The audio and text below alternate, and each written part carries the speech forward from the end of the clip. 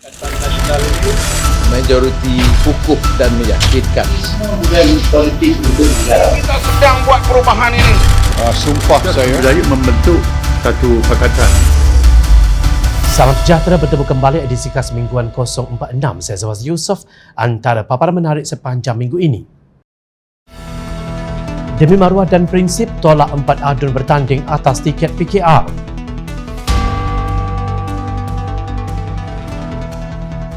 Double standard, pelepasan pasport Najib satu penghinaan kepada rakyat.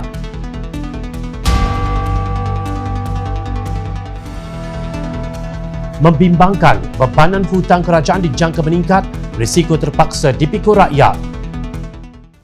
Assalamualaikum dan salam sejahtera.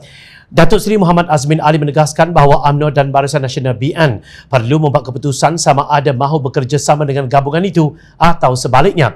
Pengarah Jabatan Pilihan Raya Perikatan Nasional PN itu berkata meskipun Presiden UMNO Datuk Seri Ahmad Zahid Hamidi sebelum ini menegaskan bahawa tidak akan bekerjasama dengan Parti Peribumi Bersatu Malaysia Bersatu, namun akar umbi UMNO jelasnya mahukan sebaliknya. Tambahan ahli Parlimen Gombak itu, PN tidak pernah menutup pintu perbincangan dengan UMNO dan BN bagi menghadapi pilihan raya negeri PRN Melaka. Justru UMNO ujarnya perlu membuat keputusan segera dan tidak terlalu lewat menjelang hari penamaan calon pada 8 November depan.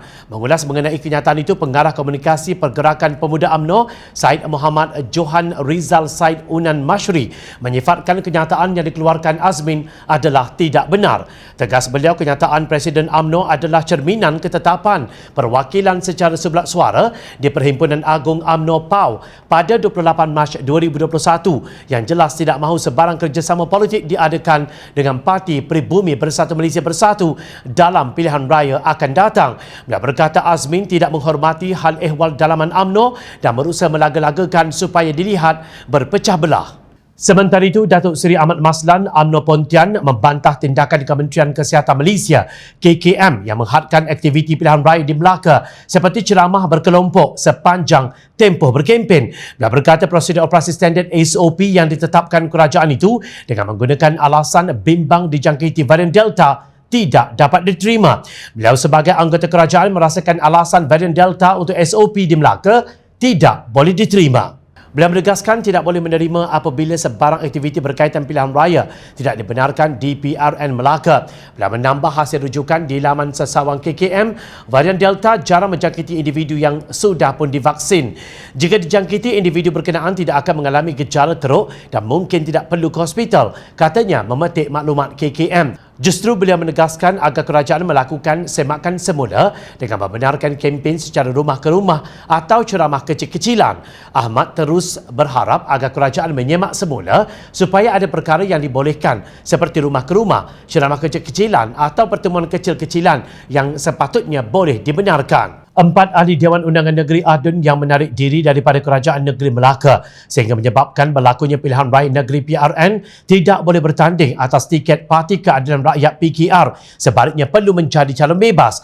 Timbalan Pengerusi PKR Johor Jimmy Puah Wisi berkata akar umbi parti di negeri berkenaan menolak pencalonan 4 adun itu menggunakan tiket PKR kerana akan mencalarkan kredibiliti parti. Dia berkata akar umbi PKR Johor tidak ingin melihat 4 adun itu gunakan tiket PKR bertanding pada PRN Melaka. Malah tidak sesuai mereka bertanding atas parti berkenaan kerana Pakatan Harapan PH mendesak undang-undang anti lompat parti. Sekiranya parti terima mereka, ia bercanggah dengan desakan parti sebelum ini. Tambahan pula PKR memang sudah lama terkesan dan menjadi mangsa katak lompat. Suruhanjaya Pilihan Raya SPR pada 18 Oktober lalu mengumumkan penamaan calon PRN Melaka pada 8 November, manakala undi awal pada 16 November dan hari mengundi pada 20 November akan datang.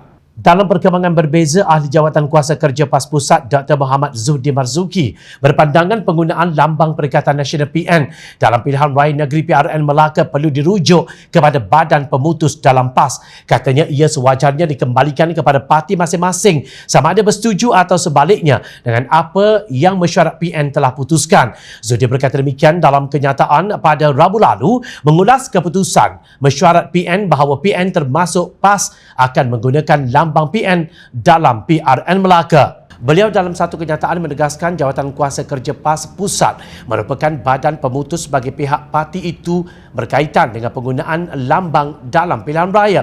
Sehubungan itu katanya keputusan mesyuarat PN perlu dikembalikan kepada PAS sebelum ia dimuktamadkan. Melalui pemerhatian beliau, penggunaan lambang dalam pilihan raya adalah berkaitan perkara prinsip dalam PAS yang perlu dibincangkan hukumnya oleh Majlis Syura Ulama atau MSU disebabkan ia berkaitan dengan amal Islami yang dilakukan oleh ahli-ahli parti sebelum ini.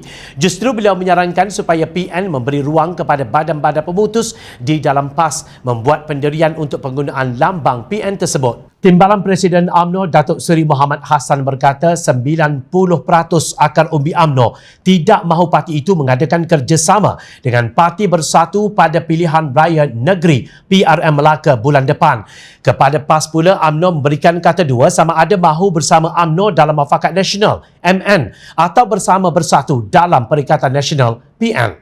Muhammad berkata anggaran beliau itu adalah ukuran yang dilihatnya membabitkan pandangan akar umbi berhubung penerimaan dalam kerjasama antara parti itu pada pilihan raya berkenaan. UMNO meminta PAS membuat keputusan segera agar jangan pula UMNO dilihat sebagai yang tidak mahu membuat keputusan.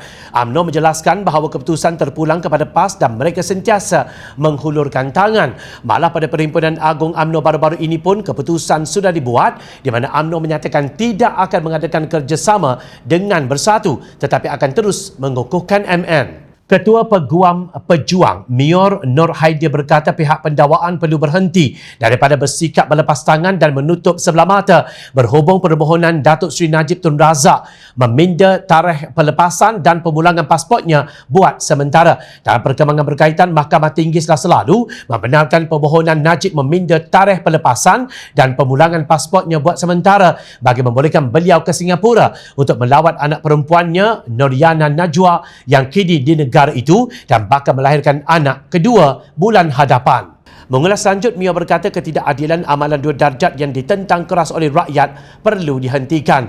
Beliau dengan tegas mengajukan dua persoalan. Pertama, adakah pihak pendakwaan tidak lagi berminat untuk menjalankan tugas dan amanah untuk membela kepentingan awam? Kedua, adakah pihak pendakwaan bersedia untuk mengenepikan prinsip asasi keadilan bila mana wujud permohonan daripada kes-kes berprofit tinggi seperti ini? Tambah beliau, apabila rakyat atau pelajar tidak membayar PTPTN selama beberapa bulan yang jumlahnya sekelumit cuma berbanding jutaan malah berbilion ringgit yang dihadapi oleh pihak kayangan, pelajar dan rakyat biasa disenarai hitamkan dan dilarang untuk keluar negara. Beliau turut berpendapat paling mengecewakan adalah antara alasan yang dikemukakan oleh Tan Sri Muhammad Syafiee Abdullah adalah untuk pelepasan pasport beliau bagi tujuan urusan anaknya belajar di New York, Amerika Syarikat. Katanya itu adalah satu alasan yang amat lemah dan sudah pasti akan sentiasa dibantah oleh pihak pendakwaan jika ianya adalah permohonan daripada orang awam yang menghadapi pertuduhan sedemikian. Sementara itu, Yang di-Pertua Dewan Rakyat Datuk Azhar Azizan Harun membenarkan usul Ketua Pembangkang Datuk Seri Anwar Ibrahim berkenaan laporan Petronas yang telah menjual aset gas di Azerbaijan dengan harga hampir 10 bilion ringgit untuk dirundingkan. Azhar berkata usul yang dibawa oleh Anwar itu akan dirunding dalam satu kamar khas pada jam 2.30 petang Rabu lalu. Katanya bagi membolehkan perkara itu dipertimbangkan oleh Majlis Mesyuarat, beliau hendaklah berpuas hati bahawa perkara yang dibangkitkan oleh Yang Berhormat itu memenuhi 3 syarat utama. Syarat pertama ialah perkara tertentu. Syarat kedua adalah satu kepentingan orang ramai dan ketiga hendaklah disegerakan. Anwar yang merupakan ahli Parlimen Port Dickson itu sebelum itu memohon usul laporan Petronas menjual aset gas di Azerbaijan dengan harga hampir 10 bilion ringgit dibahaskan di Dewan Rakyat. Ia berikutan desakan menaikkan bayaran dividen Petronas sebanyak 25 bilion ringgit kepada kerajaan bagi tahun 2021. Menurut Anwar, penjualan aset di Azerbaijan dan pembayaran dividen kepada kerajaan menjejaskan masa depan Petronas. Tindakan seperti itu menyebabkan JP Morgan mengeluarkan Petronas dari ESG Emerging Bond Market Index dan ESG Asia Credit Index.